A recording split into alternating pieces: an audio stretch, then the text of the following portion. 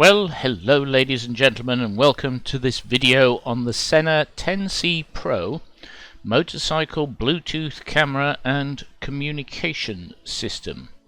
This is a two-part video. Part 1 will go over the specifications, what's in the box, and Part 2 will cover the operation of the unit. So, why did I buy this camera comms unit? Well, I've got a GoPro, and it's a bit of a nightmare to attach to the helmet without looking like a Teletubby. Also, adding waterproof microphone system is cumbersome, it's expensive. So after looking at a number of reviews, I settled on the Sena 10C Pro, as it had all the features I was actually looking for and was an all-in-one solution. So, what does Sena say it can do? Well, it says it's got Bluetooth 4.1, 1440p QHD video, which is 30 frames a second. It can do 1080 at 30 frames a second or 60 frames a second. There's a 125-degree angle of view. The lens rotates, which is really good, which means that you can get the picture absolutely upright even if your helmet isn't straight or the camera isn't straight on your helmet. There's a Bluetooth intercom system with about 1 mile range, about 1.6 kilometers. There's a 4-way intercom. There's smart audio mix, which I'll talk about in part 2. There are voice prompts. It's water resistant. Note, it's water resistant, not waterproof. There's noise control, and it can be used while charging. Again, this is important, and more about that in part 2. There's a built-in FM radio with various presets, a smartphone app for both the Apple and the Android. It takes micro SD cards up to a maximum of 64 gig.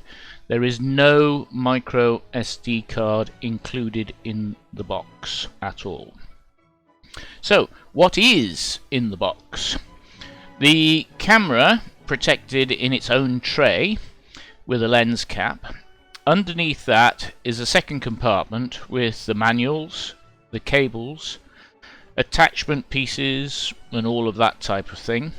It's well packaged, and they're all in separate plastic bags. The 12-volt charger has a long cable, so you can charge the unit while riding. There's a standard USB charging cable. It's a Type A to micro USB, but it's not USB 3, unfortunately. So it's pretty slow in transferring information from the camera unless you take the SD card out and plug it into the computer. There's a getting started manual, mainly pictures, which is very good. You can download the full manual from the Sena site.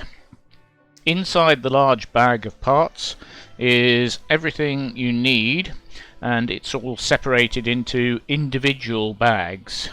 There's a clip attachment, sticky attachments to glue a clip to the helmet. There's a clamp to attachment, so you don't have to glue anything to the helmet. There are the speakers with foam pads to put them close to your ear if necessary. As I said, there's various sticky pads of various different size, which are all 3M.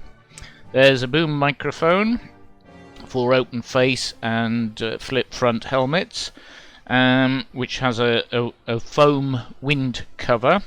There's a short microphone for integral helmets, which will stick onto the front of the inside of the integral helmet. There's an Allen key for the clamp, so you don't need to go and find your own Allen key. And there's stick-on wire clamp if necessary, and extra Velcro pads if required for the speakers. The camera is compact with a big jog dial button. At the rear is the command button, and on top is the camera button.